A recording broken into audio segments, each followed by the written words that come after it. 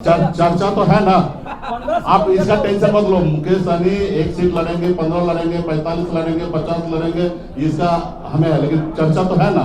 अति पिछड़ा का बेटा डिप्टी सीएम बनेंगे। आज मिलन समारोह है और हम अपनी तरफ से पार्टी के सभी नेतागण की तरफ से इनको शुभकामना देते हैं, बधाई देते हैं कि आपने वीआईपी पार्टी को दामन थामा है। वीआईपी पार्टी परिवार में आप आए हैं, वीआईपी पार्टी पे आपने भरोसा किया है, इसके लिए तहे दिल से आपको धन्यवाद देता हूँ। और आपको मैं बता दूं, ये बिंदु गुलाब यादव जी महाराष्ट्र में रही है, पुणे में अच्छे शिक्षा प्राप्त की है। उसके बाद पिछले कुछ सालों से बिहार में एक्टिवली समाज सेवा कर रही है और अभी जिला परिषद चेयरमैन मधुबनी जिला के हैं और काफी एक्टिवली जो पद मिला है उस पद के अनुकूल वो काम कर रही है और आज वीआईपी पार्टी में शामिल हुई है।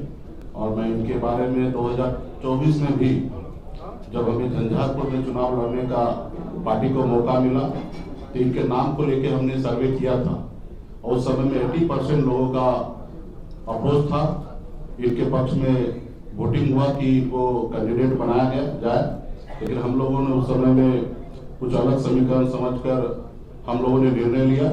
मुझे लगता कि वो निर्णय अगर जनता के साथ अगर हम जाते तो मुझे लगता कि एक सांसद हमें उसी समय में हमें प्राप्त हो जाता। तो खैर देर हुआ, लेकिन आने वाले समय में बिंदु गुलाब यादव जो क्षेत्र में काफी पॉपुलर है, लोगों की समस्या लोग समाधान करते हैं, निरंतर लोगों के बीच में रहते हैं, युवा है और जनता के बीच में कनेक्ट रहते हैं और बहुत कम समय में अच्छा पद पे बैठे, तो इसके लेके भी उस क्षेत्र में काफी लोकप्रिय है। तो मैं उम्मीद करता हूँ कि वीआईपी पार्टी को भी मजबूती से मधुबनी, झंझारपुर ये सब एरिया में पार्टी को मजबूती मिलेगी और वीआईपी पार्टी के साथ जुड़े हैं, तो इसके लिए मैं इनको फिर से पुनः इनके जितने भी साथी मधुबनी जिला से आए उनको भी धन्यवाद देता हूँ, इनकी टीम को भी धन्यवाद देता हूँ। बहुत बहुत धन्यवाद कि आपके नेतृत्व में जिला मजबूत होंगे, इसके लिए मैं आप सभी को धन्यवाद देता हूँ। किसी साथी को कुछ बात पूछना है? जी हाँ, देखिए इसका निर्णय तो हमारे कोऑर्डिनेशन कमेटी के अध्यक्ष है तेजस्वी प्रसाद यादव जी, छोटे भाई, उनको भी निर्णय लेना है। लेकिन हम लोग चाहेंगे कि हमारी लड़ाई में सामाजिक न्याय को मजबूती देने वाले जो भी योद्धा हम लोग साथ आए, साथ चलना चाहे तो निश्चित तौर पर वो साथ चले। लेकिन महागठबंधन का अपना एक कंडीशन है, उसी अनुकूल सबको चलना होगा। 243 सीट है, सभी के पास अपना अपना जनाधार है, ताकत है, उसी अनुकूल वो हमारे साथ अगर मिलकर एडजस्टमेंट होकर चलना चाहेंगे तो ऐसे लोगों को हम लोग साथ लेंगे जो मोदी जी को, नीतीश जी को जो जवाब दे सके। ऐसे लोगों को हम लोग जरूर बिहार में हम लोग चाहेंगे कि आए। आज देखिए कि बिहार में किस तरीके से भेदभाव हो रहा है। आपको मैं एक आंकड़ा में बताना चाहूंगा कि बिहार की आबादी तकरीबन 12 करोड़ से अधिक है और गुजरात की आबादी जो है 6 करोड़ से अधिक है। और पिछले 10 सालों में बिहार को सिर्फ खेल के माध्यम में 350 करोड़ रुपया मिला है। उसी जगह पे अगर देखिएगा गुजरात को तो 3000 करोड़ से अधिक पैसा मिला है, यानी कि 10 गुना ज्यादा बिहार से ज्यादा पैसा गुजरात को मिला है। और जबकि हमारी आबादी गुजरात के अनुकूल डबल है।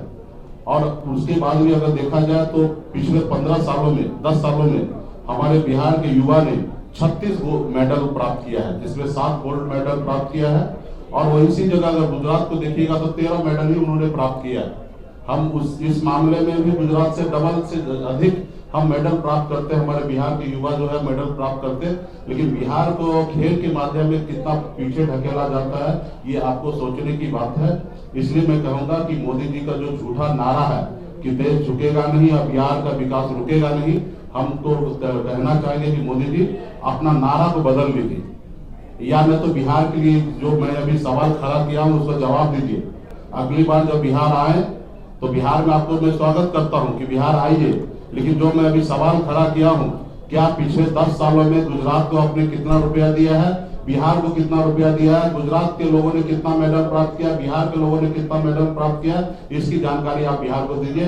तब आप बताइए कि डबल इंजन की सरकार बिहार हम लोग काम कर रहे हैं। तो इसलिए आने वाले समय में इसी तरीके से बिहार में हर तरह से हम लोग पीछे जा रहे हैं। आज हमारी गरीबी दर जो 2014 में 33% था वो बढ़कर 37% हो गया है। ये भारत सरकार का आंकड़ा है। वही गुजरात 16% गरीबी दर था, वो घट के 9% हो गया। यानी कि दिख रहा है कि आप गुजरात में विकास कर रहे हैं। डबल इंजन का सरकार का काम गुजरात में दिख रहा है, गुजरात के लोगों को लाभ दिख रहा है, 50,000 करोड़ का, लाख करोड़ का बुलेट ट्रेन गुजरात को मिल रहा है। हमें ऐतराज नहीं है कि गुजरात को क्यों मिल रहा है। गुजरात को अगर मिल रहा है तो निश्चित तौर पर हमको भी मिलना चाहिए, यही हम भारत सरकार से हमेशा उम्मीद करते हैं। लेकिन आप यहाँ से 40 में से 40 सांसद बना लेते हैं, 40 में से 30 सांसद बना लेते हैं, 40 में से 32 सांसद आप बना लेते हैं, लेकिन बिहार को मिलता क्या है? तो मैं बिहार के जितने भी साथी वोटर से सबसे मैं आग्रह करूंगा कि इस विषय पर आपको विचार करना है, और आपका अगर तकलीफ जो है आपके अपने भाई, आपके बिहारी आपके लिए लड़ाई लड़ सकता है, कोई गुजरात के लोग आपके लिए लड़ाई नहीं लड़ेगा। सिर्फ मैं तो गुजरात को लड़ाई लड़ने के लिए दूर की बात है, मैं गुजरात के लोग को कहना चाहता हूँ, प्रधानमंत्री जी को, कि मेरे सवाल का जवाब आप खाली बिहार में आके दे दीजिए।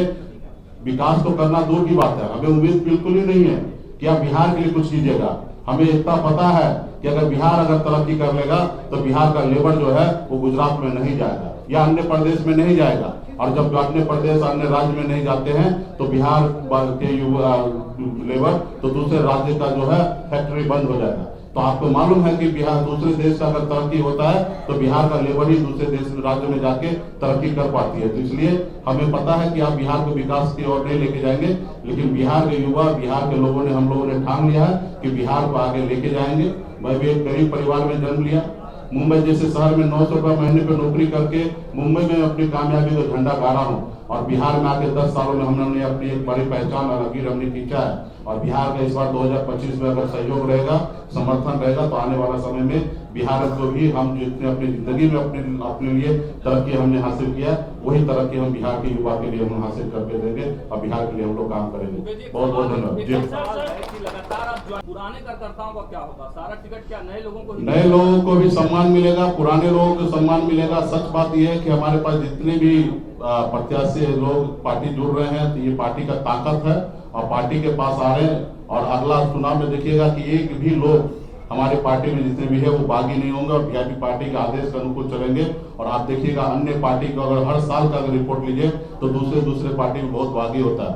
2019 में एक भी वीआईपी पार्टी का कार्यकर्ता बागी होकर पूरे बिहार में 40 लोकसभा में कहीं चुनाव नहीं लड़े, लेकिन आप उसी तरीके से दूसरे दल में देखिएगा तो कई लोग बागी हो, क्योंकि हमारे पास अनुशासन के साथ वीआईपी पार्टी को आगे बढ़ाने के लिए लोग आ रहे हैं, ना ही कि यहाँ पे आके लोग विधायक और सांसद बनने के लिए आ रहे हैं। और निश्चित तौर पे जो लोग आएंगे उनका सोच और सपना होना चाहिए जनप्रतिनिधि बनने के लिए। और मेरे पास अगर जो आ रहे हैं तो निश्चित तौर पर हम भी अगर अच्छे कैंडिडेट होंगे, अच्छे उनके विचार होंगे, जनता का डिमांड होगा, तो निश्चित तौर पर उनको हम लोग चुनाव लड़ाएंगे।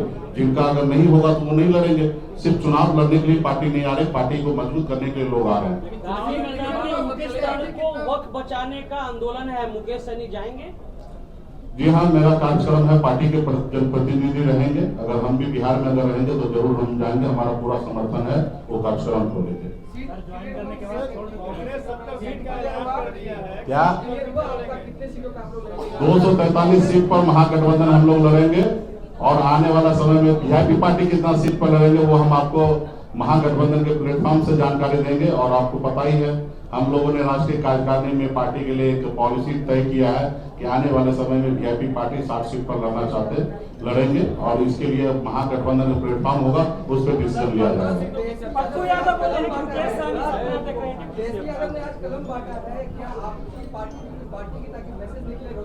निश्चित तौर पे बिहार के युवा के लिए जो चाहिए वो सब चीज हम लोग देने के लिए तैयार, खून चाहिए तो खून देने के लिए तैयार है।